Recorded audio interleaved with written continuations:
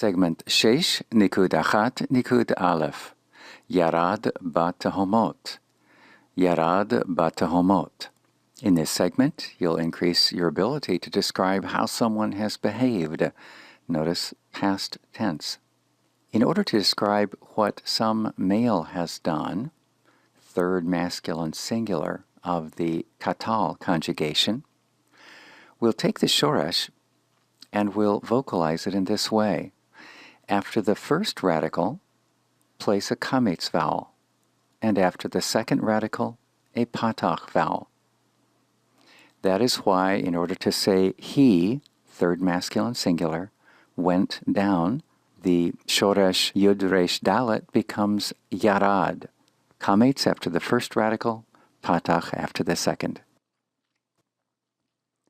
Let's read over a handful of these verbs so that we can become accustomed with the pattern. Incidentally, two particular verbs have been included which break from this pattern. See if you can be on the lookout for them. Achal, achal. Halach, halach. Zachar, zachar.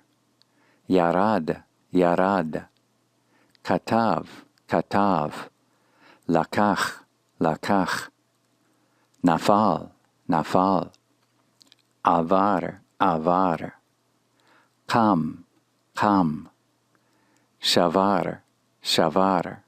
Shachav, shachav. Sam, sam.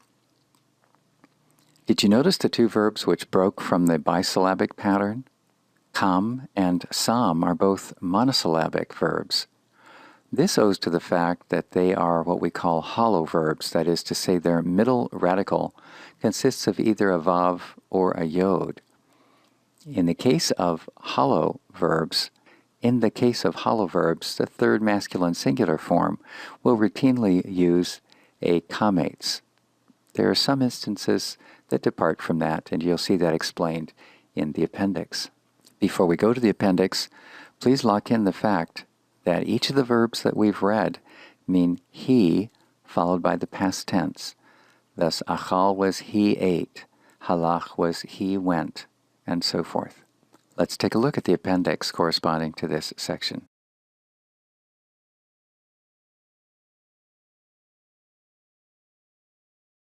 Here is the appendix entry for segment Chamesh Nikud Achat Nikud Aleph. This note follows on the observation that hollow verbs will generally employ a kametz in the third masculine singular. Thus, in order to say he came with the shoresh beit vav aleph, it's rendered ba, ba, he came. Sar, he turned away. Kam, he got up. Shav, he turned to. Sam, he placed. Notice that the stative verb mut, although it is hollow, does use a vowel different than the kametz. Mate is the way to say he died. Mem tsere tav.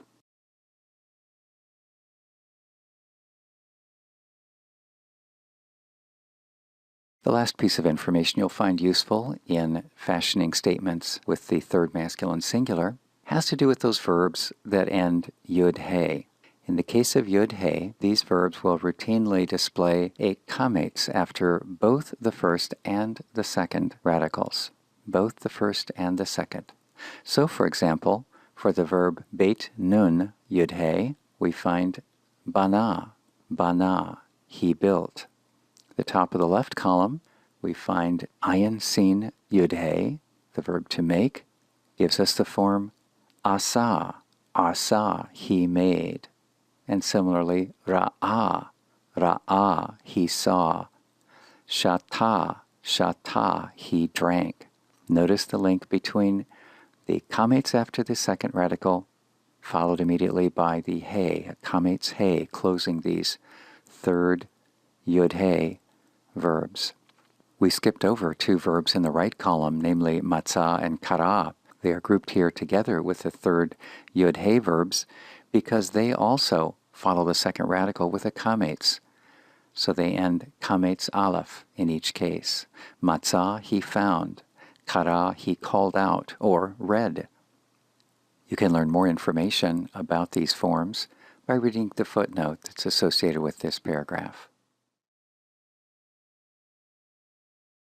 Segment Shesh Nikud Achat Nikud Beit, snapshot of a sample verb.